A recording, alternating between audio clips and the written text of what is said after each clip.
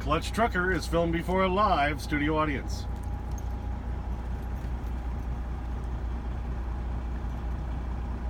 He participates if I give him treats.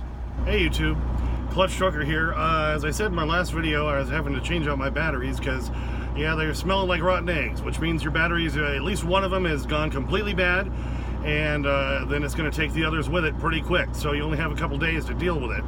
So I smelled that Thursday night. Today is Saturday, the 28th of December. Here I am at Jackson's Food Store in Nampa, Idaho, right across the street from the Freightliner where I bought the batteries. Western Idaho Freightliner, yes, Western Idaho Freightliner. There you go, see right there. Anyway, I also bought a couple of cab shocks for my cab because this truck's got 555,000 miles on it and I've never changed out the cab shocks. So it's about time for those. Just gonna deal with the batteries today. Bought them today for 82 bucks a piece. Got them over in my passenger side step box, and I'm gonna bring them around to the driver's side step box where the batteries that run the truck are located, and we'll start getting to work. So here's the beginning of this video. Okay, well, to do this job, first thing I gotta do is gather everything up. Got my tools over here in my side box that I got to get out, and of course my batteries down in the step box, so we'll do that now. All right, here's my side box. Keep extra stuff in here, like here's Kleenex, and you can see there's more root beer, cutlery. Got my impact sockets, my little bottle jack. It's a great tool. That's good for changing out cab air bags. I just bought a couple of cab shocks, but I don't need to change those out. I just need my tools. Today I'm not going to do the cab shocks. I'm going to do those another day. It's my handy, this is my leaf blower. It's what I use to clean out my trailer. And way in the back there you can see that other little Ryobi bag. That's my drill and my impact. Right here, this is my general tool bag. And great little tool bag I got from Duluth Trading Company. I forgot, going to need my socket set right here also to do this job. And this is back when Sears used to exist, little Sears Craftsman toolkit. And there you can see, got the brand new batteries I just bought across the street. Got the Freightliner. Gonna bring those around to the other side and get ready to do the job. Okay, here's my passenger step on the driver's side, and that's where the batteries are. Okay, it's a little bit better. You can see a lot going on in there, the way they're all put together. So we got to change them out one at a time. I found is the easiest way, because you see there's lots of connectors between each one, and a lot of stuff going on in there. First off, I got to remove this plate down here at the bottom. You see this? That holds the batteries in place while you're going down the road, so they don't just slide around in there. Little plate that's in here up against the batteries, unbolted. There's a nut on the bottom that was kind of hard to get to. There's a pain in the butt. Now the batteries are loose at the bottom, but you see there's still this thing on the side up here. If I can get the camera to see it, there it is. Going down to a little pole at the bottom. And you got that on either side. Alright, so I have to loosen that up next. Alright, so I found the right size socket to get on that pole.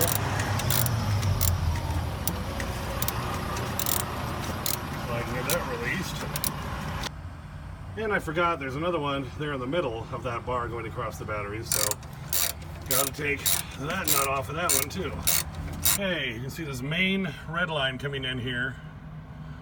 Goes over here to this junction right on top of battery number 2, where then it's junctioned over to these next two to the right and junctioned to the one to the left. Alright, then you have another red line coming off that way that snakes back up behind, also hitting this one junction here on battery number 2. Okay, now the main trick at this point is to try to take note of where everything is. You see how it's all connected? We're going to want to rematch the same thing, and you can see how it's kind of snaked through on the front, and then on the back side how things are connected back there on the negative side.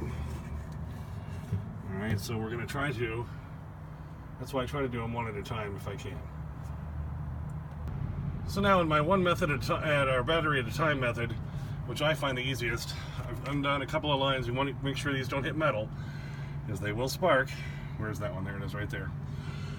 So I've undone the first connection on this battery and on the back side. Alright, so I'm just going to lift those up and slide this battery out for this is actually battery number 4, but it's my first one I'm starting with. Alright, now that I've got the one battery out, I'm going to change my method a little bit, and I go ahead and undo the negative side on the back of this battery, the second battery here, or battery number 3, and it's just got that middle post right there, connecting those other lines all connecting to that bar. So if I just undo that one post right there, then I can slide this battery out, and I'll do those two, and then we'll do the next two to the left. Okay, so now I've got the number 3 and number 4 battery back in place, and in the back, if you can see it, there's the negative terminal back connected to that plate, and on this one there in the middle, that's reconnected as well. Now I'm just going to do the front side. So take our little caps off here, and now this was going down the length of both of them, and this is where you have to shimmy sometimes. Get it fit back over. That one on top. It's going to spark a little bit, but that's okay. Don't worry. Until you get it tight, it's going to want to spark. Alright, get that down into place. So we're going to put that nut on. And then we'll put this nut back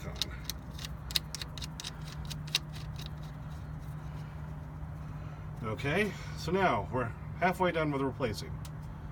Okay, now next job is to take off this nut here on the front with this little bracket between these two lines, and then this one here on the front side for the positive of these two batteries, and then in the back, if you can see, we've got the connector right there, the negative there on that battery and the negative on that battery. Take both those off, and then we'll slide the new batteries in and do like we did on the other side right over here. I've got everything reconnected in the front here on those two batteries, and in the back, if you can see, there one, that one there, and that one there, and that little extra line coming up to it is back where it needs to go. So you don't have to undo a lot. It looks like it's going to be a bigger job than it really is when you're doing this, but you're mainly only doing the main connections like this one right here and right there on positive and negative ends of each battery. Now that I got the little bar that goes across all 4 batteries back in its place with its nuts sticking up through in the middle and everywhere, so I'll put those nuts back on next. Okay, the last task now is to put these bolts back in on that plate that holds up against the batteries to hold them from moving, and now I'm just tightening those down. Okay, so all 4 new batteries are in. There you go. Got the plate up there holding against them. That bar along the top is all tightened back down, so everything's all ready to go. Of course, final test, we give it a start. And it won't start.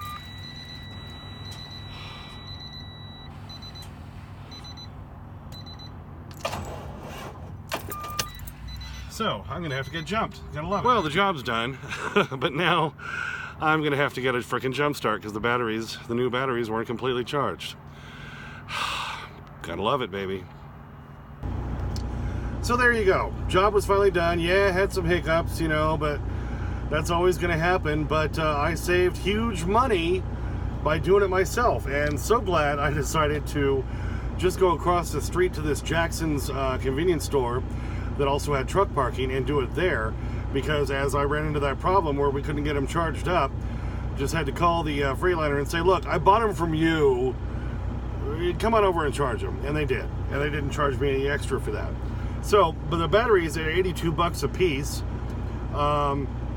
came out to only, let's see, $328. All right, plus tax. And I got the cord charge back right away. They gave that to me right away because I told the guy at the parts counter, I'm going to go across the street and put these in. I'm going to be bringing them right back. So they didn't make me wait to get my cord charge back, which was cool because that's $114. All right, so I looked out there, and like I say, because I did it across the street and they weren't fully charged enough, it was kind of on them to come over and make sure we got them charged up, and they did.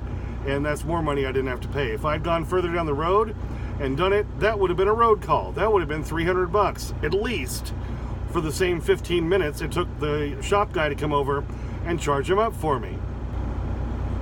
Alright, did want to mention real quick, I'm parked here at Baker City in the Baker City Truck Corral. It's an old school ma and pa. It's got a dirt lot, but great parking, great place to park. And you don't have to deal with a lot of the other arseholes in like Pilots or Flying J's and stuff like that. Got a cool shot of their sign. It's a little blurry, but an old school neon sign. I think that's pretty cool. So like I say, I probably saved anywhere from, I'd say, $550 to $1,000 on that job by buying them at a good price, because I called around and did that, did the research, did the installation myself, and was able to save huge money. So I saved big money by doing that. $550 to $1,000, guys, that's big money. Not to mention, because I did it right across the street, if I'd gone down the road and had to pay another $300 for a road call, hello. Now, I did some math on this. It's been 235,000 miles since I've last replaced all 4 batteries.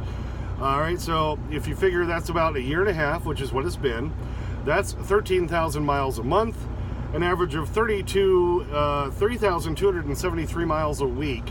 That's what I average, okay, out here being an owner-operator, working for Turquoise Trucking. That's how I can average $3 grand a week take home. If you want to make the big money, you gotta sacrifice and run the big miles, but that's how I do what I do. So you start to kind of get the idea. If you want to become an owner-operator, these are a lot of the kind of things you need to do on your own to try to keep as much money as you can in your pocket. That's why I change out my own batteries. I'll change out headlight bulbs. I've got a whole video about that too. I switched to LEDs and they've been great. My fog lights, I found some great LED fog light bulbs from Miami Star. They've been great. Actually, they're a whole unit, but they've been fantastic. Minor wiring issues, I'll fix on my own. I've got a video all about that. Glad hands, changing those out on your airlines, changing out your airlines, fixing airlines. I've got videos on all these subjects because these are the way you're going to save money, and you can be an owner-operator and actually keep most of that money in your pocket. So, scroll down and check them out. I've got over 100 videos on this channel now and a whole bunch on repairs, and I'm going to keep doing that to show you guys how to do a lot of these simple things on your own. As I said, I also bought a couple of cab shock absorbers. Now, a lot of people don't even think about that. You've got shock absorbers on the back of your cab along with those cab airbags. I've had to replace 3 of the cab airbags so far. One on the left twice, one on the right once. And I figured, well, I've had 555,000 miles on this truck, and I've never replaced the shocks. That's going to help those cab airbags last a little longer too when those shocks are in better shape. Those were only $48 a piece from this Nampa Freightliner. Like I say, I won't buy most of my parts from my hometown Freightliner because they're too expensive. But this one, Western Idaho Freightliner, they've got good prices on parts. Truck Centers Companies, not to be confused with Truck Centers Inc. I mentioned earlier in the video, and on my previous video, Truck Centers Inc. is Illinois and parts of Missouri and stuff. Don't go to them. They're ridiculous. Truck Center Companies in York, Nebraska, Lincoln, Nebraska, Omaha, Nebraska, Council Bluffs, Iowa, Salina, Kansas, are all their locations. They're very reasonable on their parts. That's where I buy my engine air filters generally, because they're only $48. Where like my hometown Freightliner, they want $98 for the same damn thing. Okay, I know this video is running real long and I'll stop preaching and all that, but I just want to show you guys how you can do these kind of things on your own. It looks more difficult than it is for a lot of this stuff.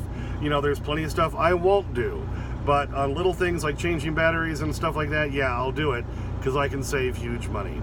All right, so thanks so much for tuning in. Hope you enjoyed it. Please subscribe. I'm up to like 47 subscribers. I'd love to kick that up. Please comment, please like, ring that bell, sniff that magic YouTube fairy dust. As always, clutch out.